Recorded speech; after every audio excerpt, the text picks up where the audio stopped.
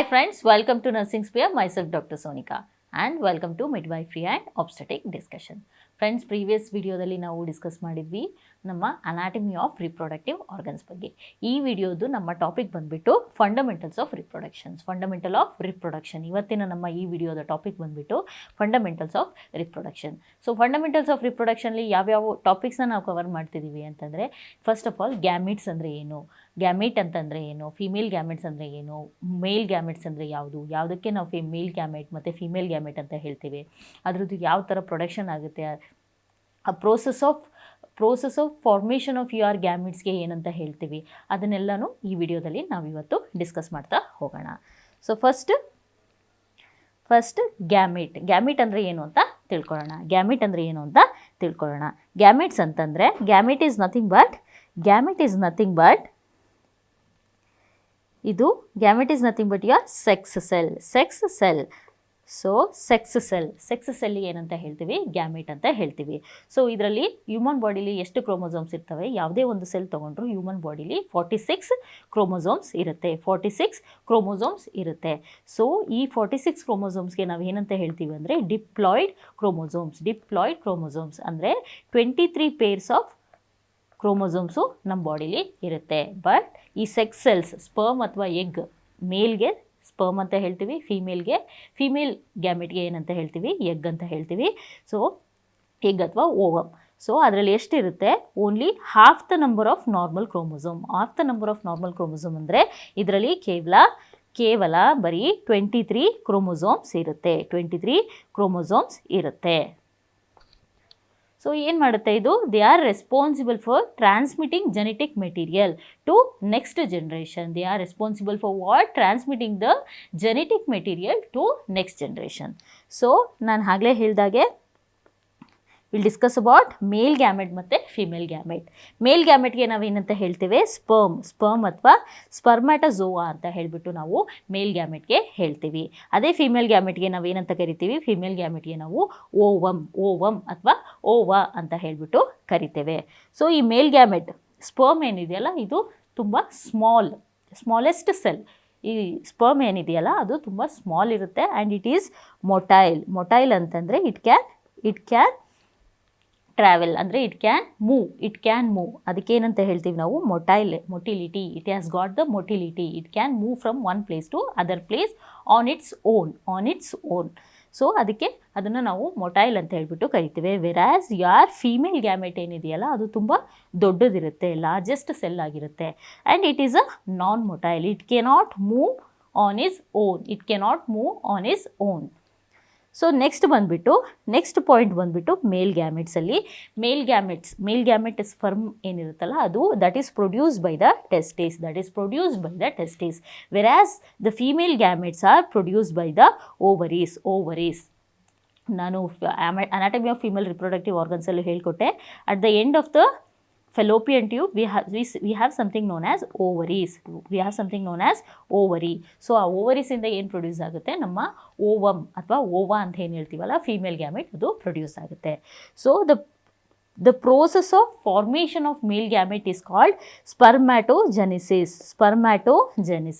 Whereas the process of formation of female gamete ಏನಂತ ಹೇಳ್ತೀವಿ ನಾವು, oogenesis ಅಂತ ಹೇಳ್ತೇವೆ. ನೆಕ್ಸ್ಟ್ ಬಂದುಬಿಟ್ಟು viability. This is important point. So viability, sperms ಎಷ್ಟು ಗಂಟೆ ತನಕ ವಯಬಲ್ ಇರ್ತವೆ ಅಂದರೆ ಯೂಶಲಿ 48 to 72 hours ಸ್ಪರ್ಮ್ದು viability period. Whereas female gamete ಅಂದರೆ ಓವಾದು ವಯಬಿಲಿಟಿ ಓನ್ಲಿ 12 to 24 hours. ಆಮೇಲೆ ಮೇಲ್ ಗ್ಯಾಮೆಟ್ ಯಾವಾಗ ಪ್ರೊಡ್ಯೂಸ್ ಆಗುತ್ತೆ ಅಂತಂದರೆ, ಯಾವಾಗ ಅಟ್ ದ ಪ್ಯೂಬರ್ಟಿಯಲ್ಲಿ ಮೇಲ್ ಗ್ಯಾಮೆಟು ಫಾರ್ಮೇಷನ್ ಆಗೋಕ್ಕೆ ಸ್ಟಾರ್ಟ್ ಆಗುತ್ತೆ.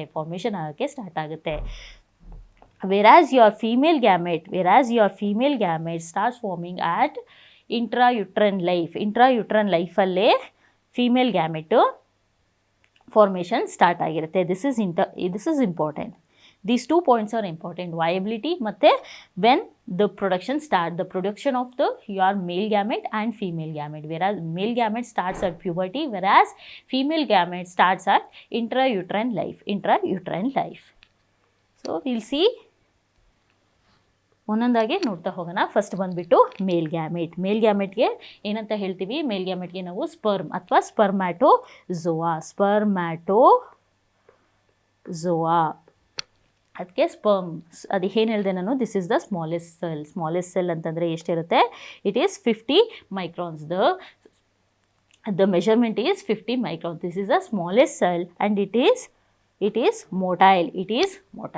ಸೊ ನಾವೀಗ ಸ್ಪರ್ಮ್ದು ಸ್ಟ್ರಕ್ಚರ್ ನೋಡೋಣ.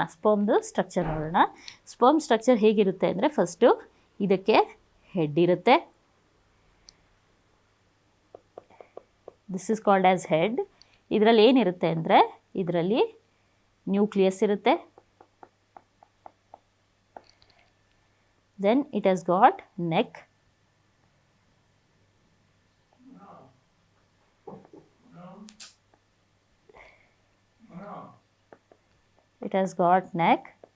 Then this is the body and this has got tail.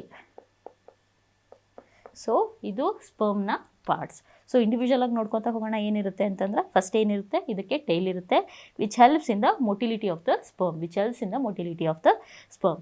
Next ಬಂದುಬಿಟ್ಟು ಬಾಡಿಲಿ ಏನಿರುತ್ತೆ ಅಂತಂದರೆ ಮೈಟೋಕಾಂಡ್ರಿಯಾ ಇರುತ್ತೆ. ಸೊ ಮೈಟೋಕಾಂಡ್ರಿಯಾ ನಮಗೆಲ್ಲ ಗೊತ್ತಿರೋ ಹಾಗೆ, ಮೈಟೋಕಾಂಡ್ರಿಯಾ ಏನಂತ ಹೇಳ್ತೀವಿ? Power house of the cell ಅಂತ ಯಾಕೆ ಅಂತೀವಿ ಅಂದರೆ, ಇದರಲ್ಲಿ ATP ಪ್ರೊಡಕ್ಷನ್ ಆಗುತ್ತೆ. ಸೊ ಅದರಿಂದ ಎನರ್ಜಿ ಬರುತ್ತೆ. ಈ ATP ಏನಕ್ಕೆ ಯೂಸ್ ಆಗುತ್ತೆ ಅಂತಂದರೆ, ಸ್ಪರ್ಮ್ದು ಮೊಟಿಲಿಟಿಗೆ ಯೂಸ್ ಆಗುತ್ತೆ. ಸ್ಪರ್ಮ್ ಮೊಟಿಲಿಟಿಗೆ ಈ ATPsನ ಯೂಸ್ ಮಾಡ್ಕೊಳ್ಳುತ್ತೆ. ಅದು ಎಲ್ಲಿರುತ್ತೆ? ಬಾಡಿಲಿ ಮೈಟೋಕಾಂಡ್ರಿಯಾ ಇರುತ್ತೆ, ಅದರಲ್ಲಿ ATPs ಫಾರ್ಮೇಷನ್ ಆಗುತ್ತೆ. Then we have a neck. Then there is a ಹೆಡ್ಡಲ್ಲಿ ಏನಿರುತ್ತೆ? ನ್ಯೂಕ್ಲಿಯಸ್ ಇರುತ್ತೆ. ಈ ಹೆಡ್ಡಲ್ಲಿ ಏನಂತಂದರೆ, ಒಂದು ಆಕ್ರೋಸೋಮ್ ಕವರಿಂಗ್ ಇರುತ್ತೆ. ಈ ಕವರಿಂಗ್ ಏನಂತ ಹೇಳ್ತೀವಿ ನಾವು? ಆಕ್ರೋಸೋಮ್ ಅಂತ ಹೇಳ್ತೀವಿ. ಈ ಆಕ್ರೋಸೋಮಲ್ಲಿ ಒಂದು ಸ್ಪೆಷಲ್ ಎನ್ಸೈಮ್ ಇರುತ್ತೆ. ಅದಕ್ಕೇನಂತ ಹೇಳ್ತೀವಿ?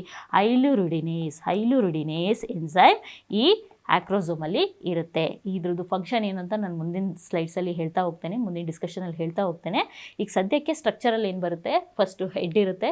ಹೆಡ್ಗೆ ಒಂದು ಕವರಿಂಗ್ ಇರುತ್ತೆ, ಅದಕ್ಕೆ ನಾವು ಎಂತ ಹೇಳ್ತೀವಿ? ಆಕ್ರೋಸೋಮ್ ಅಂತ ಹೇಳ್ತೀವಿ. ನೆಕ್ಸ್ಟ್ ವಿ ಹ್ಯಾವ್ ನೆಕ್ ಆದಮೇಲೆ ಬಾಡಿ ಇರುತ್ತೆ. ಬಾಡಿಲಿ we have mitochondria are responsible for your ATP production. Then we have the tail. This is the structure of the sperm. ಇದು ನಮ್ಮ ಸ್ಪರ್ಮ್ದು ಸ್ಟ್ರಕ್ಚರ್ ಆಗಿರುತ್ತೆ. ಸೊ ಸ್ಟ್ರಕ್ಚರ್ ನೋಡಿದ್ವಿ, ಸ್ಪರ್ಮ್ ಸ್ಟ್ರಕ್ಚರ್ ಹೇಗಿರುತ್ತೆ ಅಂತ ನೋಡಿದ್ವಿ. ಈಗ ಆ ಸ್ಪರ್ಮು ಹೇಗೆ ಪ್ರೊಡ್ಯೂಸ್ ಆಗುತ್ತೆ, ಹೇಗೆ ಫಾರ್ಮೇಷನ್ ಆಗುತ್ತೆ ಅನ್ನೋದನ್ನು ನೋಡೋಣ. ಆ ಪ್ರೋಸೆಸ್ಸಿಗೆ ಏನಂತ ಹೇಳ್ತೀವಿ ನಾವು? ಸ್ಪರ್ಮ್ಯಾಟೋಜೆನಿಸಿಸ್ ಅಂದರೆ this is the process of formation of your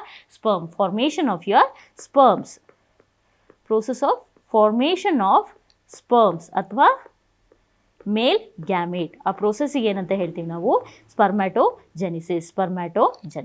so first ನೋಡೋಣ, ಫಸ್ಟ್ ಸ್ಟೆಪ್ಸ್ ಏನೇನಿರುತ್ತೆ ಅಂತ ತಿಳ್ಕೊತಾ ಹೋಗೋಣ. ಸೊ ಆ್ಯಸ್ ಯೂಶುವಲ್ ಫಸ್ಟ್ ಏನಿರುತ್ತೆ? ಒಂದು ಜರ್ಮ್ ಸೆಲ್ ಇರುತ್ತೆ.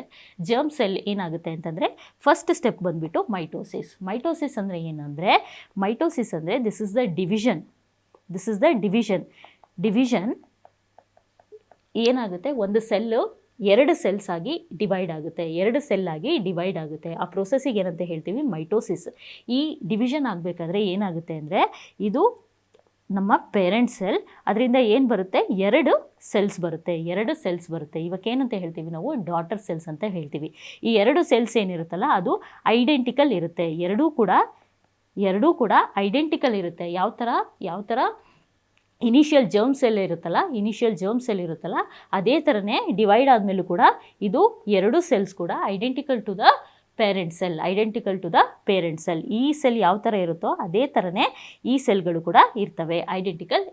ಸೊ ಈ ಪ್ರೋಸೆಸ್ಸಿಗೆ ನಾವೇನು ಅಂತ ಹೇಳ್ತೇವೆ? ಈ ಡಿವಿಷನ್ ಪ್ರೋಸೆಸ್ಸಿಗೆ ಏನಂತ ಹೇಳ್ತೀವಿ? ಮೈಟೋಸಿಸ್ ಅಂತ ಹೇಳ್ತೀವಿ. ಮೈಟೋಸಿಸ್ಸಿಂದ ಜರ್ಮ್ ಸೆಲ್ ಏನಿರುತ್ತೆ ಅದು ಮೈಟೋಸಿಸ್ ಆಗುತ್ತೆ. ಮೈಟೋಸಿಸ್ ಆಗಿ ಸ್ಪರ್ಮ್ಯಾಟೋಗೋನಿಯಾ ಫಾರ್ಮೇಷನ್ ಆಗುತ್ತೆ.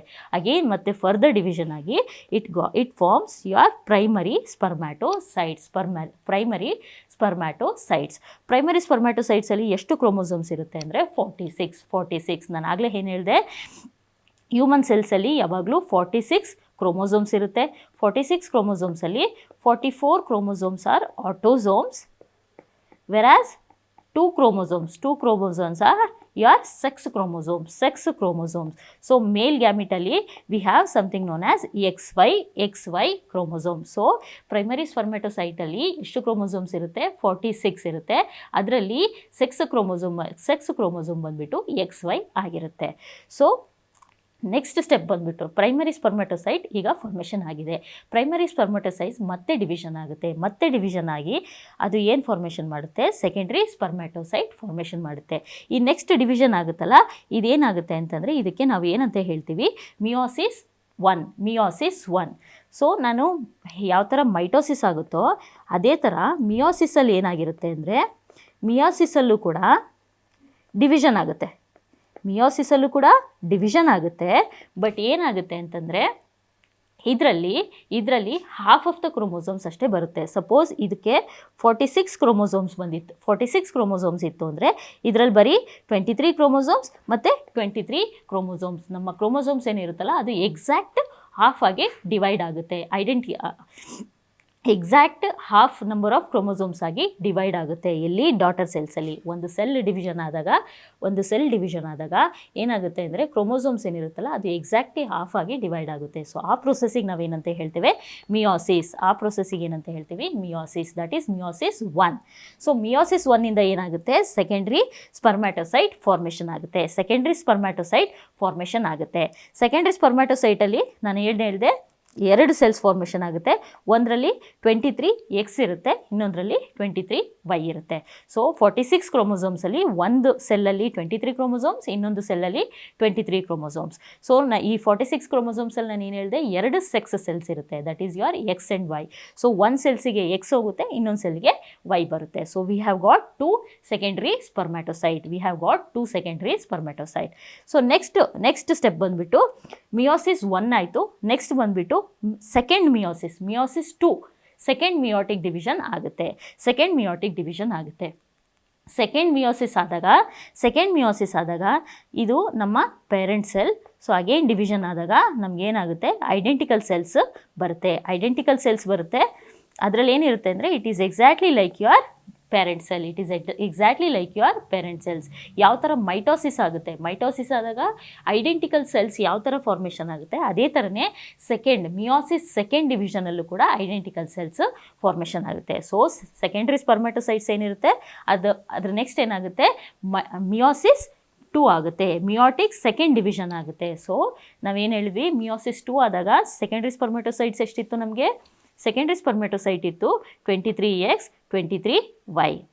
ಸೊ ಇವಾಗ ಏನಾಗಿದೆ? ಮಿಯೋಸಿಸ್ 2 ಆಗಿದೆ. ಮಿಯೋಸಿಸ್ 2 ಆದಾಗ ಅಗೇನ್ ಇದು ಎರಡರಾಗಿ ಡಿವೈಡ್ ಆಗುತ್ತೆ. That is your 23X and your 23Y and 23Y. So ಇಲ್ಲಿ ನೋಡ್ಬೋದು, ಇಲ್ಲೇನೇನಿದೆ? 23X 23Y and 23Y. So we have got 4 spermatids. So ಇವಕ್ಕೆಲ್ಲ ಏನಂತ ಹೇಳ್ತೀವಿ ನಾವು? ಸ್ಪರ್ಮ್ಯಾಟಿಡ್ಸ್ ಅಂತ ಹೇಳ್ಬಿಟ್ಟು ಕರಿತೇವೆ. ಇದಕ್ಕೆ ನಾವೇನಂತ ಹೇಳ್ತೀವಿ? ಸ್ಪರ್ಮ್ಯಾಟಿಡ್ಸ್ ಅಂತ ಹೇಳಿ ಕರಿತೇವೆ. So after secondary spermatocyte will get 4 spermatids. So ಈ ಸ್ಪರ್ಮ್ಯಾಟಿಡ್ಸ್ ಏನಿರುತ್ತಲ್ಲ ಇದು immature. This is immature cell. Immature and non-motile, whereas the sperm is motile. It is a mature and motile. It has got motility, which is motile. So ಅವಾಗ ಏನಾಗುತ್ತೆ? ಈ spermatids ಏನಿರುತ್ತಲ್ಲ, ಈ ಸ್ಪರ್ಮ್ಯಾಟಿಡ್ಸಲ್ಲಿ transformation reaction ಅಂತ ಹೇಳ್ಬಿಟ್ಟು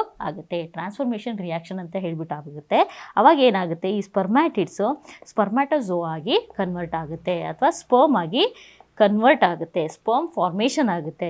sperm ಏನು? This is the spermatozoa is nothing but you are mature and which is motile. So ಈ ಪ್ರೋಸೆಸ್ಗೆ ಸ್ಪರ್ಮ್ಯಾಟಿಡ್ಸಿಂದ ಸ್ಪರ್ಮ್ಯಾಟೋಝೋವಾ ಅಥವಾ ಸ್ಪರ್ಮ್ ಫಾರ್ಮೇಷನ್ ಪ್ರೋಸೆಸ್ಗೆ ಏನು ಹೇಳ್ತೀವಿ?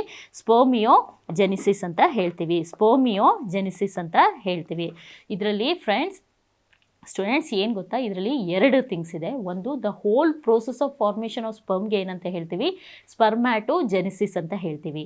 ವೆರಾಸ್ ಸ್ಪರ್ಮ್ಯಾಟಿಡ್ಸಿಂದ ಸ್ಪರ್ಮ್ಯಾಟೋಜೋವಾ ಫಾರ್ಮೇಷನ್ ಆಗೋಕ್ಕೆ ನಾವು ಆ ಪ್ರೊಸೆಸ್ಸಿಗೆ ಏನಂತ ಹೇಳ್ತೀವಿ, ಸ್ಪರ್ಮಿಯೋಜೆನಿಸಿಸ್ ಅಂತ ಹೇಳ್ತೀವಿ. ಸ್ಪರ್ಮಿಯೋಜೆನಿಸಿಸ್ ಅಂತ ಹೇಳ್ತೀವಿ. This is very important. Previous ಎಕ್ಸಾಮ್ಸಲ್ಲೂ ಕೂಡ ಈ ಕ್ವೆಶನ್ಸ್ನ ಕೇಳಿದ್ದಾರೆ. ಸೊ ಕ್ವೆಶನ್ಸ್ನ ನೀಟಾಗಿ ಓದ್ಬಿಟ್ಟು ಕನ್ಫ್ಯೂಸ್ ಮಾಡ್ಕೊಳ್ಳಿಲ್ದಾಗೆ ಆಪ್ಷನ್ಸ್ನ ಚೂಸ್ ಮಾಡ್ಕೋಬೇಕು. ಸೊ ಆಗಲೇ ಹೇಳಿದಾಗೆ ಇನ್ನೊಂದು ಕ್ವಶನ್ ಬರ್ಬೋದು. ಇನ್ನೊಂದು ಕ್ವಶನ್ ಏನಿರುತ್ತೆ ಅಂತಂದರೆ, ಒಂದು ಪ್ರೈಮರಿ ಸ್ಪರ್ಮ್ಯಾಟೋಸೈಟಿಂದ ಎಷ್ಟು ಸ್ಪರ್ಮ್ಯಾಟೋಸೈಟಿಂದ ಎಷ್ಟು ಸ್ಪರ್ಮ್ಯಾಟಿಡ್ಸ್ ಬರುತ್ತೆ. ಸೊ ಒಂದು ಪ್ರೈಮರಿ ಸ್ಪರ್ಮ್ಯಾಟೋಸೈಟ್ಸಿಂದ ನಮಗೆ 4 ಸ್ಪರ್ಮ್ಯಾಟಿಡ್ಸ್ ಬರುತ್ತೆ. ಸೊ ಇಲ್ಲಿ ನೋಡ್ಬೋದು 4 ಸ್ಪರ್ಮ್ಯಾಟಿಡ್ಸ್ ಇದೆ. ಸೊ ಒಂದು ಪ್ರೈಮರಿ ಸ್ಪರ್ಮ್ಯಾಟೋಸೈಟಿಂದ 4 ಸ್ಪರ್ಮ್ಯಾಟಿಡ್ಸ್ ಬರುತ್ತೆ. This is the spermatogenesis. So next ನೋಡೋಣ. ನಾವು ಮೇಲ್ ಗ್ಯಾಮಿಟ್ ಬಗ್ಗೆ ತಿಳ್ಕೊಂಡ್ವಿ. ಮೇಲ್ ಗ್ಯಾಮಿಟ್ ಯಾವ ಥರ ಫಾರ್ಮೇಷನ್ ಆಗುತ್ತೆ ಅನ್ನೋದು ತಿಳ್ಕೊಂಡ್ವಿ. ಇವಾಗ ಫಿಮೇಲ್ ಗ್ಯಾಮಿಟ್ ಬಗ್ಗೆ ನೋಡೋಣ. ನಾನು ಆಗಲೇ ಹೇಳಿದಾಗೆ female gamete is called as your ovum ಅಥವಾ ಓವಾ ಅಂತ ಹೇಳಿಬಿಟ್ಟು ಏನು ಹೇಳ್ತೇವೆ ನಾವು. So this is largest cell and it is non motile. So ಹೇಗಿರುತ್ತೆ ನಮ್ಮ ಓವಮ್ ಅಂತ ತಿಳ್ಕೊಳ್ಳೋಣ. ಫಸ್ಟು ಒಳಗಡೆ ಏನಿರುತ್ತಲ್ಲ, ಇದರಲ್ಲಿ ನ್ಯೂಕ್ಲಿಯಸ್ ಇರುತ್ತೆ.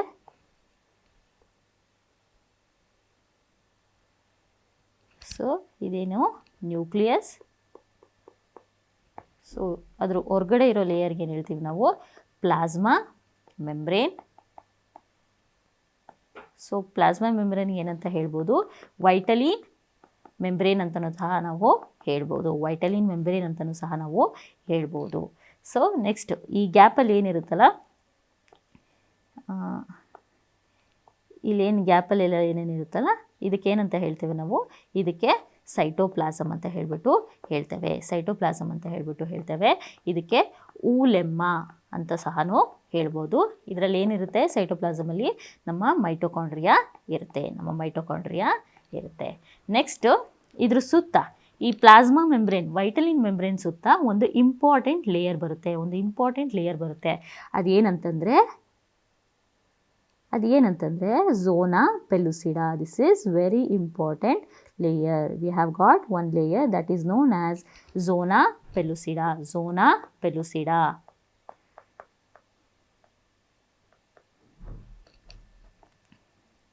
Then we have got granulosa cells. ಈ ಝೋನಾ ಪೆಲುಸಿಡಾ ಹೊರಗಡೆ ಏನಿರುತ್ತೆ, ಗ್ರ್ಯಾನ್ಯುಲೋಸಾ ಸೆಲ್ಸ್ ಇರುತ್ತೆ. ಈ ಥರ ಅರೇಂಜ್ ಆಗಿರ್ತವೆ ಗ್ರ್ಯಾನ್ಯುಲೋಸಾ ಸೆಲ್ಸ್. ಸೊ ಈ ಗ್ರ್ಯಾನ್ಯುಲೋಸಾ ಸೆಲ್ಸ್ ಯಾವ ಥರ ಅರೇಂಜ್ ಆಗಿರ್ತವೆ ಅಂದರೆ, ಒಳ್ಳೆ ಸನ್ ರೇಸ್ ಡಿಸ್ಪರ್ಸ್ ಆದಾಗ ಯಾವ ಥರ ಇರುತ್ತಲ್ಲ ಆ ಥರ ಇದು ಸೆಲ್ಸ್ಗಳು ಅರೇಂಜ್ ಆಗಿರುತ್ತೆ. ಈ ಲೇಯರಿಗೆ ನಾವೇನಂತ ಹೇಳ್ತೀವಿ, ಈ ಸೆಲ್ಸ್ಗೆ ಈ ಲೇಯರಿಗೆ ನಾವೇನಂತ ಕರಿತೀವಿ ಅಂದರೆ corona radiata. This is called as your corona radiata. So ಇನ್ನೊಂದು ಸರಿ ನೋಡೋಣ. ಫಸ್ಟ್ ಇನ್ನರ್ ಮೋಸ್ಟಲ್ಲಿ ಏನಿರುತ್ತೆ ಅಂದರೆ ನ್ಯೂಕ್ಲಿಯಸ್ ಇರುತ್ತೆ. ನ್ಯೂಕ್ಲಿಯಸ್ ಸುತ್ತ ಒಂದು ಲೇಯರ್ ಇರುತ್ತೆ. ಅದಕ್ಕೆ ನಾವು ಏನಂತ ಹೇಳ್ತೇವೆ, ನ್ಯೂಕ್ಲಿಯಸ್ ಆದಮೇಲೆ ಸೆಲ್ಗೆ ಒಂದು ಲೇಯರ್ ಇರುತ್ತೆ. ಅದಕ್ಕೆ ಏನಂತ ಹೇಳ್ತೇವೆ, ಪ್ಲಾಸ್ಮಾ ಮೆಂಬ್ರೇನ್ಗೆ ಏನಂತ ಹೇಳ್ಬೋದು, ವೈಟಲಿನ್ ಮೆಂಬ್ರೇನ್ ಅಂತಲೂ ಸಹ ನಾವು ಹೇಳ್ಬೋದು. ಈ ಪ್ಲಾಸ್ಮಾ ಮೆಂಬ್ರೇನ್ ಮತ್ತು ನ್ಯೂಕ್ಲಿಯಸ್ ಮಧ್ಯೆ ಸೈಟೋಪ್ಲಾಸಮ್ ಇರುತ್ತೆ. ಸೈಟೋಪ್ಲಾಸಮಲ್ಲಿ ಮೈಟೋಕಾಂಡ್ರಿಯಾ ಇರುತ್ತೆ. ನೆಕ್ಸ್ಟ್ ಪ್ಲಾಸ್ಮಾ ಮೆಂಬ್ರೇನ್ ಆದಮೇಲೆ, ಈ ವೈಟಲಿನ್ ಮೆಂಬ್ರೇನ್ ಆದಮೇಲೆ ಹೊರಗಡೆ ಒಂದು ಲೇಯರ್ ಬರುತ್ತೆ. ಅದಕ್ಕೆ ನಾವೇನಂತ ಹೇಳ್ತೇವೆ ಅಂದರೆ zona pellucida. So outermost layer ಬಂದುಬಿಟ್ಟು ನಮ್ಮದು granulosa cell layer, that is called as your corona radiata. So ಸ್ವಲ್ಪ ಇಂಪಾರ್ಟೆಂಟ್ ಪಾಯಿಂಟ್ಸ್ ನೋಡೋಣ ಕೊರೋನಾ ರೇಡಿಯೇಟಾ ಬಗ್ಗೆ. Corona radiata is nothing but made of granulosa cells. ನಾನು ಆಗಲೇ ಹೇಳ್ದಂಗೆ ಗ್ರ್ಯಾನ್ಯುಲೋಸಾ ಸೆಲ್ಸಿಂದ ಆಗಿದೆ. ಸೊ ಏನು ಮಾಡುತ್ತೆ, ಇದು ನರಿಷ್ಮೆಂಟ್ ಮತ್ತು ಪ್ರೊಟೆಕ್ಷನ್ ಕೊಡುತ್ತೆ. ಯಾವುದಕ್ಕೆ, ಈ ಓವಾಗೆ ನರಿಷ್ಮೆಂಟ್ ಮತ್ತು ಪ್ರೊಟೆಕ್ಷನ್ ಕೊಡುತ್ತೆ. ಯಾವುದು, ಕೊರೋನಾ ರೇಡಿಯೇಟಾ ಲೇಯರ್. ನೆಕ್ಸ್ಟ್ ಬಂದುಬಿಟ್ಟು ಅದ್ರ ಒಳಗಡೆ ಇರೋವಂಥ ಲೇಯರ್ ಏನಿದೆಯಲ್ಲ, ಈ ರೆಡ್ ಕಲರಲ್ಲಿ ಮಾರ್ಕ್ ಮಾಡಿರೋ ಲೇಯರ್ ಏನಿದೆಯಲ್ಲ, ಇದಕ್ಕೆ ಏನಂತ ಹೇಳ್ತೀವಿ ನಾವು ಅಂದರೆ ಝೋನಾ ಪೆಲುಸಿಡಾ. ಸೊ ಝೋನಾ ಪೆಲುಸಿಡಾ ಏನು ಮಾಡುತ್ತೆ ಅಂತಂದರೆ ಇದನ್ನು ಸ್ಪರ್ಮ್ನ ಬೈಂಡ್ ಮಾಡೋಕ್ಕೆ ಹೆಲ್ಪ್ ಮಾಡುತ್ತೆ. ಸ್ಪರ್ಮ್ನ ಫರ್ಟಿಲೈಸೇಷನ್ ಆದಾಗ ಬೈಂಡ್ ಮಾಡೋಕ್ಕೆ ಹೆಲ್ಪ್ ಮಾಡುತ್ತೆ. ಆಮೇಲೆ it also prevents entry of the multiple sperms. ಒಂದ್ಸರಿ ಒಂದು ಸ್ಪರ್ಮ್ ಎಂಟ್ರಿ ಆದರೆ ಓವದ ಒಳಗಡೆ ಎಂಟ್ರಿ ಆದರೆ ಇದು ಈ ಲೇಯರ್ ಏನಿರುತ್ತಲ್ಲ ಮತ್ತು ಯಾವ ಸ್ಪರ್ಮ್ನು ಕೂಡ ಒಳಗಡೆ ಎಂಟ್ರಿ ಆಗೋಕ್ಕೆ ಬಿಡಲ್ಲ. ಸೊ ಅದನ್ನೇನು ಹೇಳ್ತೀವಿ ನಾವು, it prevents the polyspermy, prevents polyspermy. This is the function of the zona pellucida. So ಇದು ಬಂದುಬಿಟ್ಟು ನಮ್ಮ ಓವದು ಸ್ಟ್ರಕ್ಚರ್. ನೆಕ್ಸ್ಟು ಯಾವ ಥರ ಫಾರ್ಮೇಷನ್ ಆಗುತ್ತೆ ಅನ್ನೋದನ್ನ ನಾನು ನೋಡೋಣ. So the process of formation of your Owa is called as oogenesis. ಏನು ಹೇಳ್ತೀವಿ ಆ ಪ್ರೋಸೆಸ್ಗೆ? oogenesis ಅಂತ ಹೇಳ್ತೀವಿ. ಸೊ ನಾನು ಇನಿಷಿಯಲ್ ಸ್ಲೈಡಲ್ಲೇ ಹೇಳಿದೆ, oogenesis ಯಾವಾಗ ಸ್ಟಾರ್ಟ್ ಆಗುತ್ತೆ ಅಂದರೆ intrauterine life, whereas your spermatogenesis starts at puberty, whereas your oogenesis starts at intrauterine life. ಮಗು ತಾಯಿ ಹೊಟ್ಟೆ ಒಳಗಿದ್ದಾಗಲೇ ಈ oogenesis ಪ್ರೋಸೆಸ್ ಸ್ಟಾರ್ಟ್ ಆಗಿರುತ್ತೆ, oogenesis ಪ್ರೋಸೆಸ್ ಸ್ಟಾರ್ಟ್ ಆಗಿರುತ್ತೆ. ಸೊ ನೋಡೋಣ ಹೇಗಿರುತ್ತೆ ಅಂತ. ಸೊ ಸೇಮ್ ಇದು ಕೂಡ ಒಂದು ಜರ್ಮ್ ಸೆಲ್ ಇರುತ್ತೆ. ಸೊ ಜರ್ಮ್ ಸೆಲ್ ಏನಾಗುತ್ತೆ? ಮೈಟೋಸಿಸ್. ಮೈಟೋಸಿಸ್ ಅಂದರೆ ಏನು ಹೇಳಿದೆ ನಾನು? Identical division of the cells, identical division of cells. So identical division of ಸೆಲ್ಲಿಗೆ ಏನು ಹೇಳ್ತೀವಿ ನಾವು? ಮೈಟೋಸಿಸ್ ಅಂತ ಹೇಳ್ತೀವಿ. ಸೊ ಜರ್ಮ್ ಸೆಲ್ಲಿಂದ ಮೈಟೋಸಿಸ್ ಆಗುತ್ತೆ. ಫಸ್ಟ್ ಸ್ಟೆಪ್ ಬಂದುಬಿಟ್ಟು ಮೈಟೋಸಿಸ್ ಆಗಿ ಏನು ಫಾರ್ಮೇಷನ್ ಆಗುತ್ತೆ? oogonia ಫಾರ್ಮೇಷನ್ ಆಗುತ್ತೆ. oogonia ಫರ್ದರ್ ಡಿವೈಡ್ ಆಗಿ ಏನು ಫಾರ್ಮೇಷನ್ ಆಗುತ್ತೆ? Primary oocyte. ನಾನು ಆಗಲೇ ಹೇಳಿದಾಗೆ 46 ಕ್ರೋಮೋಸೋಮ್ಸ್ ಇರುತ್ತೆ, ಅದರಲ್ಲಿ 2 sex chromosomes. So 46 XX. Female has both X, whereas male has XY. So female has 46 chromosomes, ಅದರಲ್ಲಿ 6 chromosomes ಬಂದುಬಿಟ್ಟು XX ಇರುತ್ತೆ. So after first mitosis we get oogonia ಏನು ಬರುತ್ತೆ? ಪ್ರೈಮರಿ oocyte ಬರುತ್ತೆ. ಸೊ ನೆಕ್ಸ್ಟ್ ಸ್ಟೆಪ್ ಬಂದುಬಿಟ್ಟು next step ಬಂದುಬಿಟ್ಟು ಏನಿರಬೇಕು ಅಂದರೆ meiosis first division. So meiosis first division ಆಗಬೇಕು, ಬಟ್ ಇದರಲ್ಲಿ ಮಿಯೋಸಿಸ್ ಫಸ್ಟ್ ಡಿವಿಷನ್ ಆಗಲ್ಲ. ಏನಾಗಿರುತ್ತೆ? ಅರೆಸ್ಟ್ ಆಗಿರುತ್ತೆ. ಸೊ ಈ ಪ್ರೈಮರಿ oocyte ಏನಿರುತ್ತಲ್ಲ ಅದು ಫರ್ದರ್ ಡಿವೈಡ್ ಆಗಲ್ಲ. ಅವಾಗ ಏನಾಗಿರುತ್ತೆ? ಅದು ಪ್ರೈಮರಿ oocyteಲ್ಲೇ ಅರೆಸ್ಟ್ ಆಗಿರುತ್ತೆ. ಸೊ ಯಾವ ಸ್ಟೆಪ್ಪಲ್ಲಿ ಅರೆಸ್ಟ್ ಆಗಿರುತ್ತೆ ಅಂದರೆ ನಮ್ಮನ್ನ ಫಸ್ಟ್ ಮಿಯೋಟಿಕ್ ಡಿವಿಷನ್ ಇರುತ್ತಲ್ಲ ಅದು ಅರೆಸ್ಟ್ ಆಗಿರುತ್ತೆ. ಸೊ ಯೂಶಲಿ ಯಾವ ಫೇಸಲ್ಲಿ ಅಂದರೆ ಪ್ರೊಫೀಸ್ ಆಫ್ ಡಿಪ್ಲೋಟೀನ್, ಅದರಲ್ಲೂ ಕೂಡ ಸ್ಪೆಸಿಫಿಕ್ ಆಗಿ ಡಿಪ್ಲೋಟೀನ್ ಫೇಸಲ್ಲಿ ಇದು ಅರೆಸ್ಟ್ ಆಗಿರುತ್ತೆ. ಎಲ್ಲಿ ತನಕ ಅರೆಸ್ಟ್ ಆಗಿರುತ್ತೆ? ಆ ಹೆಣ್ಮಗು ಪ್ಯೂಬರ್ಟಿ ಅಚೀವ್ ಆಗೋ ತನಕನೂ ಈ ಸ್ಟೆಪ್ಪು ಅರೆಸ್ಟ್ ಆಗಿರುತ್ತೆ. ಸೊ ಅಟ್ ಪ್ಯೂಬರ್ಟಿಲಿ ಏನಾಗುತ್ತೆ? ಮೆನಾರ್ಕೆ ಅಟೈನ್ ಆಗುತ್ತೆ. ಮೆನಾರ್ಕೆ ಅಟೈನ್ ಆದಾಗ just prior to first ovulation, ಅದಕ್ಕೂ ಅಂದರೆ ಪ್ರಯರ್ ಟು ಮೆನಾರ್ಕೆ ಏನಾಗುತ್ತೆ? Just prior to first ovulation ಏನಾಗುತ್ತೆ ಅಂದರೆ ನಮ್ಮ ಈ ಫಸ್ಟ್ ಮೈಟೋಟಿಕ್ ಡಿವಿಷನ್ ಏನಿರುತ್ತಲ್ಲ ಅದು ಕಂಪ್ಲೀಟ್ ಆಗುತ್ತೆ. ಸೊ ಏನಾಗುತ್ತೆ? ಮಿಯೋಸಿಸ್ ಫಸ್ಟ್ ಏನಾಗುತ್ತೆ? ಕಂಪ್ಲೀಟ್ ಆಗಿ there'll be a maturation of your Graafian follicle ಆಗುತ್ತೆ. ಅದಾದಮೇಲೆ ಏನಾಗುತ್ತೆ? ಮಿಯೋಸಿಸ್ 1 ಡಿವಿಷನ್ ಕಂಪ್ಲೀಟ್ ಆಗುತ್ತೆ. ಸೊ ಮಿಯೋಸಿಸ್ 1ಇಂದ ಈಗ ಪ್ರೈಮರಿ oocyteಯಿಂದ ಅರೆಸ್ಟ್ ಆಗಿತ್ತು. ಎಲ್ಲಿ ತನಕ ಅರೆಸ್ಟ್ ಆಗಿತ್ತು? ಪ್ಯೂಬರ್ಟಿ ತನಕ ಅರೆಸ್ಟ್ ಆಗಿತ್ತು. ಆಮೇಲೆ ಜಸ್ಟ್ ಪ್ರಯರ್ ಟು ಮೆನಾರ್ಕೆ ಅಂದರೆ ಫಸ್ಟ್ ಓವ್ಯುಲೇಷನ್ ಆಗೋಕ್ಕಿಂತ ಮುಂಚೆ ಏನಾಗಿರುತ್ತೆ? ಈ ಮಿಯೋಸಿಸ್ 1 ಕಂಪ್ಲೀಟ್ ಆಗುತ್ತೆ. ಮಿಯೋಸಿಸ್ 1 ಕಂಪ್ಲೀಟ್ ಆದಾಗ ಏನಾಗುತ್ತೆ? ನಮಗೆ ಸೆಕೆಂಡ್ರಿ oocyte ಬರುತ್ತೆ. ಸೊ ನಾನು ಏನು ಹೇಳಿದೆ? ಮಿಯೋಸಿಸ್ ಫಸ್ಟ್ ಡಿವಿಷನ್ ಯಾವಾಗಲೂ ಏನಾಗುತ್ತೆ ಅಂದರೆ ನಂಬರ್ ಆಫ್ ಕ್ರೋಮೋಸೋಮ್ಸ್ ಏನಾಗಿರುತ್ತೆ ಅದು ಈಕ್ವಲ್ ಆಗಿ ಡಿವೈಡ್ ಆಗುತ್ತೆ. ಸೊ ಇದರಲ್ಲೂ ಏನಾಗುತ್ತೆ? ಒಂದು ಸೆಕೆಂಡ್ರಿ oocyte ಬರುತ್ತೆ which has got 23X and there is your formation of your first polar body. This is very important and previous years ಎಕ್ಸಾಮಲ್ಲೂ ಕೂಡ ಈ ಕ್ವಶನ್ನ ಕೇಳಿದ್ದಾರೆ. ಯಾವಾಗ ಫಸ್ಟ್ ಪೋಲಾರ್ ಬಾಡಿ ಫಾರ್ಮೇಷನ್ ಆಗುತ್ತೆ? ಫಸ್ಟ್ ಪೋಲಾರ್ ಬಾಡಿ ಫಾರ್ಮೇಷನ್ ಆಗೋದು meiosis after your meiosis 1 completion, that is your at the puberty just prior to ovulation meiosis 1 ಏನಾಗುತ್ತೆ? Complete ಆಗುತ್ತೆ. ಸೊ ಅವಾಗ ಏನು ಫಾರ್ಮೇಷನ್ ಆಗುತ್ತೆ? ಫಸ್ಟ್ ಪೋಲಾರ್ ಬಾಡಿ ಫಾರ್ಮೇಷನ್ ಆಗುತ್ತೆ. And ಒಂದು polar body formation ಆಗುತ್ತೆ, ಇನ್ನೊಂದು ಸೆಕೆಂಡ್ರಿ oocyte ನಮಗೆ ಬಂದಿದೆ which has got half of the number of chromosomes. So next ಏನಾಗುತ್ತೆ ಅಂದರೆ ಇದು ಮತ್ತೆ ನೆಕ್ಸ್ಟ್ ಫರ್ದರ್ ಸ್ಟೆಪ್ಪು ಹೋಗಲ್ಲ, ಕಂಪ್ಲೀಷನ್ ಆಗಲ್ಲ. ಏನಾಗುತ್ತೆ? ಅಗೇನ್ ಏನಾಗುತ್ತೆ, ಇದು ಅರೆಸ್ಟ್ ಆಗುತ್ತೆ. ಏನು ಅರೆಸ್ಟ್ ಆಗುತ್ತೆ, ಮಿಯೋಸಿಸ್ 1 ಆದಮೇಲೆ ಮಿಯೋಸಿಸ್ 2 ಆಗಬೇಕು. ಬಟ್ ಏನಾಗುತ್ತೆ, ಇದು ಮೆಟಾಫೇಸ್ ಮಿಯೋಸಿಸ್ 2 ಇದೆಯಲ್ಲ ಅದು ಅರೆಸ್ಟ್ ಆಗುತ್ತೆ, ಮಿಯೋಸಿಸ್ 2 ಇದೆಯಲ್ಲ ಅದು ಅರೆಸ್ಟ್ ಆಗುತ್ತೆ. ಸೊ ಯಾವಾಗ ಇದು ಕಂಪ್ಲೀಟ್ ಆಗುತ್ತೆ, ಅಂದರೆ at the time of ovulation. Ovulation ಅಂದರೆ ಏನು ಅಂದರೆ, ovulation is nothing but your egg release ಅಥವಾ ಓವಾ ರಿಲೀಸ್. ಸೊ ಯೂಶಲಿ ಯಾವಾಗ ಆಗುತ್ತೆ ಇದು ಅಂದರೆ 14th day of menstrual cycle. 14th day of menstrual ಸೈಕಲಲ್ಲಿ ಏನಾಗುತ್ತೆ, ನಮಗೆ ಓವ್ಯುಲೇಷನ್ ಆಗುತ್ತೆ. ಸೊ ಆ ಪ್ರೊಸೆಸ್ ಏನಂತ ಹೇಳ್ತೀವಿ, ಎಗ್ ರಿಲೀಸ್ ಅಥವಾ ಓವರ್ ರಿಲೀಸ್ ಪ್ರೊಸೆಸ್ ಏನಂತ ಹೇಳ್ತೀವಿ ನಾವು, ಓವ್ಯುಲೇಷನ್ ಅಂತ ಹೇಳ್ತೀವಿ. So 14th day ova release ಆಗುತ್ತೆ. ಸೊ ಅವಾಗ ಏನಾದರೂ ಕಾಯ್ಟಸ್ ಆಯಿತು, ಮೇಲ್ ಗ್ಯಾಮೆಟ್ ಜೊತೆ ಫರ್ಟಿಲೈಸೇಷನ್ ಆಯಿತು ಅಂದರೆ ಆವಾಗ ಏನಾಗುತ್ತೆ, ಈ ಓವದಲ್ಲಿ ಮಿಯೋಸಿಸ್ 2 ಕಂಪ್ಲೀಟ್ ಆಗುತ್ತೆ. ಮಿಯೋಸಿಸ್ 2 ಕಂಪ್ಲೀಟ್ ಆಗಿ there will be formation of the female pronucleus. That is your 23 eggs. Meiosis 2 ಅಲ್ಲಿ ಏನಾಗುತ್ತೆ, ಈಕ್ವಲ್ ಆಗಿ ಅಗೇನ್ ಡಿವೈಡ್ ಆಗುತ್ತೆ. So there will be formation of the female pronucleus which is the one which takes part in the fertilization. So then it forms one more polar body which is called as your second polar body. So first polar body meiosis 1 ಅಲ್ಲಿ formation ಆಗುತ್ತೆ, second polar body meiosis 2 ಆದಮೇಲೆ formation ಆಗುತ್ತೆ. So meiosis 2 ಆದಮೇಲೆ formation ಆಗುತ್ತೆ. So ಏನು ಹೇಳಿದೆ ನಾನು, so usually ಈ ಸೆಕೆಂಡ್ರಿ oocyte ಅರೆಸ್ಟ್ ಆಗಿರುತ್ತೆ. ಎಲ್ಲಿ ತನಕ ಅರೆಸ್ಟ್ ಆಗಿರುತ್ತೆ, ಓವ್ಯುಲೇಷನ್ ಆಗೋ ತನಕ. ಓವ್ಯುಲೇಷನ್ ಯಾವಾಗ ಆಗುತ್ತೆ ಅಂದರೆ 14th day ಆಫ್ ಮೆನ್ಸ್ಟ್ರಲ್ ಸೈಕಲಲ್ಲಿ ಓವ್ಯುಲೇಷನ್ ಆಗುತ್ತೆ. ಅದಾದಮೇಲೆ ಏನಾದರೂ ಫರ್ಟಿಲೈಸೇಷನ್ ಅಂದರೆ ಈ ನಮ್ಮ ಓವರ್ ರಿಲೀಸ್ ಆಗಿದ್ದು ಏನಾದರೂ ಇನ್ ಕಾಂಟ್ಯಾಕ್ಟ್ ವಿತ್ ಸ್ಪರ್ಮ್ ಬಂತು ಅಂದರೆ ಆವಾಗ ಅದೇನಾಗುತ್ತೆ, ಫರ್ಟಿಲೈಸೇಷನ್ ಆಗುತ್ತೆ. ಏನಾಗುತ್ತೆ, ಫ್ಯೂಸ್ ಆಗುತ್ತೆ. ಮೇಲ್ ಮತ್ತು ಫಿಮೇಲ್ ಗ್ಯಾಮಿಟು ಫ್ಯೂಸ್ ಆಗುತ್ತೆ. ಸೊ ಆವಾಗ ಈ ಮಿಯೋಸಿಸ್ 2 ಏನಿದೆಯಲ್ಲ ಆ ಪ್ರೊಸೆಸ್ಸು ಕಂಪ್ಲೀಟ್ ಆಗಿ it forms a female pronucleus and your secondary polar body. ಅಕಸ್ಮಾತ್ ಫರ್ಟಿಲೈಸೇಷನ್ ಆಗಲಿಲ್ಲ ಅಂತಂದರೆ ಏನಾಗುತ್ತೆ, degenerate within the 24 to 48 hours. So usually egg ಏನಿರುತ್ತಲ್ಲ ಅದು ಡಿಜನ್ರೇಟ್ ಆಗೋಗುತ್ತೆ.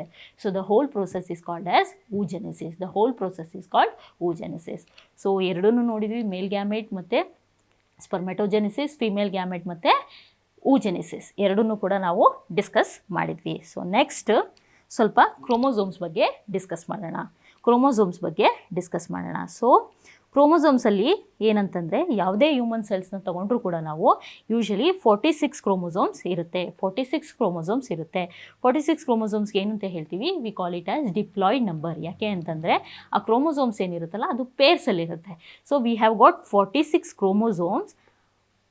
ಕ್ರೋಮೋಸೋಮ್ಸ್. ಅದರಲ್ಲಿ pairs usually exist in pairs. So we have got 23 pairs. So ಈ diploid, so ಇದನ್ನು ನಾವು 2n ಅಂತ ರೆಪ್ರೆಸೆಂಟ್ ಮಾಡ್ತೀವಿ.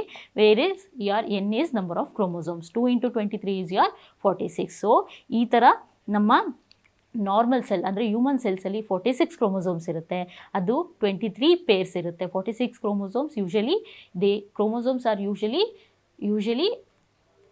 ಪೇರ್ಡ್. ಸೊ ಕ್ರೋಮೋಸೋಮ್ಸ್ ಯಾವಾಗಲೂ ಪೇರ್ ಆಗಿ ಎಕ್ಸಿಸ್ಟ್ ಆಗ್ತವೆ. We have 23 pairs of chromosomes which is diploid number. So exception to this we have sex cells, that is your male and female gamete, where they have only 23 chromosomes. ನಾನು ಆಗಲೇ ಹೇಳಿದೆ, they have only 23 chromosomes. So ಅದಕ್ಕೆ ಏನಂತ ಹೇಳ್ತೀವಿ ನಾವು, ಆಪ್ಲಾಯ್ಡ್ number of chromosomes ಅಂತ ಹೇಳ್ತೇವೆ. So next term ಬಂದುಬಿಟ್ಟು ಅನುಪ್ಲಾಯ್ಡಿ ಅಂತಂದರೆ ಏನು ಅಂತಂದರೆ, 46 ಕ್ರೋಮೋಸೋಮ್ಸ್ ಯೂಶಲಿ ನಾರ್ಮಲ್ ಇರುತ್ತೆ. ಎನಿ ಡಿವಿಯೇಷನಿಂದ number of chromosomes, suppose chromosomes ಜಾಸ್ತಿ ಆಗೋದು ಅಥವಾ ಕಡಿಮೆ ಆಗೋದು, ಆಬ್ಸೆಂಟ್ ಇರೋದು, ಈ ಎಲ್ಲ ಕಂಡೀಷನ್ಸ್ಗಳಿಗೆ ನಾವೇನಂತ ಹೇಳ್ತೀವಿ, ಅನುಪ್ಲಾಯ್ಡಿ ಅಂತ ಹೇಳ್ತೀವಿ. That is nothing but your any deviations in the number of chromosomes. So ಏನೇನಿರ್ಬೋದು ಟೈಪ್ಸ್ ಆಫ್ ಅನುಪ್ಲಾಯ್ಡಿ ನೋಡೋಣ. ಫಸ್ಟ್ ಬಂದುಬಿಟ್ಟು ಹ್ಯಾಪ್ಲಾಯ್ಡ್ ಅಂತಂದರೆ ನಾನು ಆಗಲೇ ಹೇಳಿದೆ, usually sex chromosomes are your haploid ಅಂತಂದರೆ only one set of chromosomes. Usually we have one set of chromosomes, that is 23 chromosomes. Normally human cell have 46 chromosomes. Exception to that, we have sex cells which has got haploid number of cells, that is your 23 chromosomes. Next is your triploidy, that is triploidy means, triploidy ಅಂತಂದ್ರೆ ಏನು ಅಂದರೆ, we have got 3 set of chromosomes, that is 23 into 3, we have got 69 chromosomes. So ಏನಾಗಿರುತ್ತೆ, ಟ್ರಿಪ್ಲಾಯ್ಡಿಯಲ್ಲಿ 69 chromosomes ಇರುತ್ತೆ. So next ಬಂದುಬಿಟ್ಟು trisomy ಅಂದರೆ ಏನು ಅಂದರೆ, trisomy is nothing but there will be one extra chromosome. So instead of 46 we will have 47 chromosomes. So ಇದರಲ್ಲಿ ನಾವು different types of ಅಂದರೆ different ಟ್ರೈಸೋಮೀಸ್ ಅನ್ನು ನೆನ್ಪಿಟ್ಕೋಬೇಕು. ಅದರಲ್ಲಿ ಫಸ್ಟ್ ಬರೋದು ನಮ್ಮದು 21st ಕ್ರೋಮೋಸೋಮ್ ಎಕ್ಸ್ಟ್ರಾ ಇತ್ತು. 21st ಕ್ರೋಮೋಸೋಮಲ್ಲಿ ಒಂದು ಕ್ರೋಮೋಸೋಮ್ ಎಕ್ಸ್ಟ್ರಾ ಇತ್ತು ಅಂತಂದರೆ ಅದಕ್ಕೆ ಏನು ಹೇಳ್ತೀವಿ ನಾವು, ಅದಕ್ಕೇನು ಹೇಳ್ತೀವಿ, ಟ್ರೈಸೋಮಿ ಅಂತ ಹೇಳ್ತೀವಿ. ಆ ಕಂಡೀಷನ್ ಏನಾಗಿರುತ್ತೆ ಅಂದರೆ, usually we have Down syndrome. That condition is called Down ಸಿಂಡ್ರೋಮಲ್ಲಿ ಏನಿರುತ್ತೆ ಅಂದರೆ 21st ಕ್ರೋಮೋಸೋಮಲ್ಲಿ ಒಂದು ಎಕ್ಸ್ಟ್ರಾ ಕ್ರೋಮೋಸೋಮ್ ಇರುತ್ತೆ. Next we have 13 that is 13ನೇ ಕ್ರೋಮೋಸೋಮಲ್ಲಿ ಒಂದು ಎಕ್ಸ್ಟ್ರಾ ಕ್ರೋಮೋಸೋಮ್ ಬಂತು ಅಂದರೆ ಅದಕ್ಕೆ ನಾವೇನು ಹೇಳ್ತೀವಿ ಅಂತಂದರೆ ಪಟಾವು ಸಿಂಡ್ರೋಮ್. ಸೊ ನೆಕ್ಸ್ಟ್ ಬಂದುಬಿಟ್ಟು 18th ಕ್ರೋಮೋಸೋಮಲ್ಲಿ ಒಂದು ಎಕ್ಸ್ಟ್ರಾ ಕ್ರೋಮೋಸೋಮ್ ಬಂತು ಅಂದರೆ ನಾವು ಯೂಶಲಿ ಎಡ್ವರ್ಡ್ ಸಿಂಡ್ರೋಮ್ ಅಂತ ಹೇಳ್ತೇವೆ. So these are the important trisomies what we have got, that is 21st chromosome trisomy is called as Down syndrome, 13th chromosome trisomy is called as Patau syndrome, whereas your 18th chromosome trisomy is called as a Edwards syndrome. Trisomy ಅಂದರೆ ಒಂದು extra chromosome ಇರುತ್ತೆ. Next ಬಂದ್ಬಿಟ್ಟು ಮೋನೋಸೋಮಿಲಿ ಏನು ಅಂತಂದರೆ one chromosome ಕಡಿಮೆ ಇರುತ್ತೆ, that is one chromosome is missing. So ಎಷ್ಟು chromosome ಇರುತ್ತೆ, ಯೂಶಲಿ 45 ಕ್ರೋಮೋಸೋಮ್ ಇರುತ್ತೆ. ಸೊ ಈ ಕ್ರೋಮೋಸೋಮ್ ಅಬ್ನಾರ್ಮಲಿಟಿನ ಯಾವ ಥರ ಡಿಟೆಕ್ಟ್ ಮಾಡಬೇಕು ಅಂದರೆ we do something known as ಕ್ಯಾರಿಯೋಟೈಪಿಂಗ್. ಯಾವ ಇನ್ವೆಸ್ಟಿಗೇಷನ್ ಮಾಡ್ತೀವಿ ಅಂದರೆ ಕ್ಯಾರಿಯೋಟೈಪಿಂಗ್ ಮಾಡ್ತೀವಿ. ಇದರಲ್ಲಿ ನಮಗೆ ಕ್ರೋಮೋಸೋಮ್ ಅಬ್ನಾರ್ಮಲಿಟೀಸು ಗೊತ್ತಾಗುತ್ತೆ.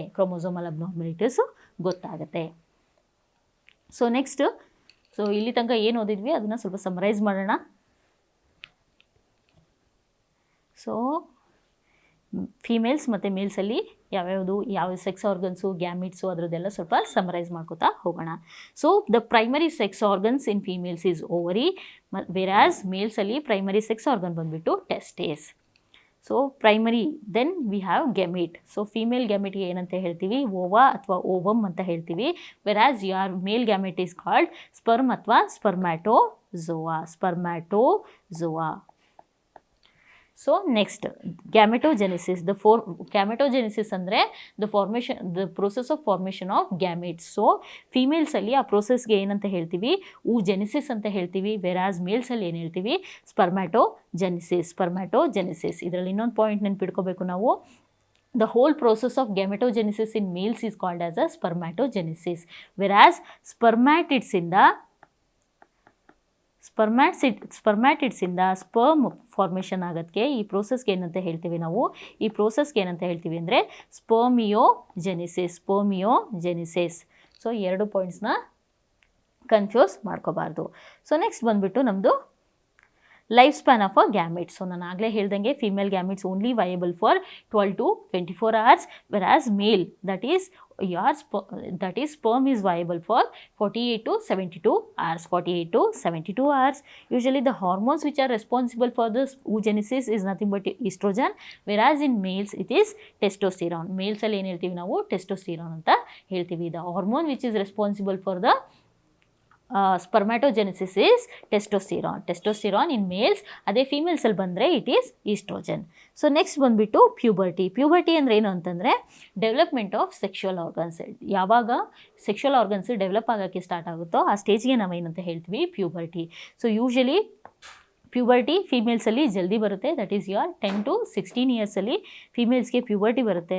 ವೆರಾಸ್ ಮೇಲ್ಸಲ್ಲಿ ಸ್ವಲ್ಪ ಡಿಲೇ ಆಗುತ್ತೆ, that is nothing but your 12 to 17 ಇಯರ್ಸಲ್ಲಿ ದೇ ಅಚೀವ್ ದ ಪ್ಯೂಬರ್ಟಿ.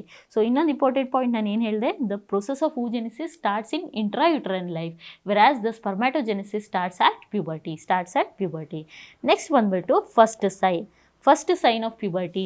ಫೀಮೇಲ್ಸಲ್ಲಿ ಫಸ್ಟ್ ಸೈನ್ ಆಫ್ ಪ್ಯೂಬರ್ಟಿ ಏನಂತಂದರೆ ಬ್ರೆಸ್ಟ್ ಡೆವಲಪ್ಮೆಂಟ್. ಅದಕ್ಕೇನಂತ ಹೇಳ್ತೀವಿ ಅಂದರೆ ತೆಲಾರ್ಕೆ. ವೆರಾಸ್ ಮೇಲ್ಸಲ್ಲಿ ಫಸ್ಟ್ ಸೈನ್ ಆಫ್ ಪ್ಯೂಬರ್ಟಿ ಬಂದುಬಿಟ್ಟು testis development, that is called as your gonadarche. So ಮೇಲ್ಸಲ್ಲಿ first sign of puberty ಬಂದುಬಿಟ್ಟು ಗೋನಾಡಾರ್ಕೆ, ವೆರಾಸ್ ಫೀಮೇಲ್ಸಲ್ಲಿ ಫಸ್ಟ್ ಸೈನ್ ಆಫ್ ಪ್ಯೂಬರ್ಟಿ ಬಂದುಬಿಟ್ಟು ತೆಲಾರ್ಕೆ, ದಟ್ ಈಸ್ ಬ್ರೆಸ್ಟ್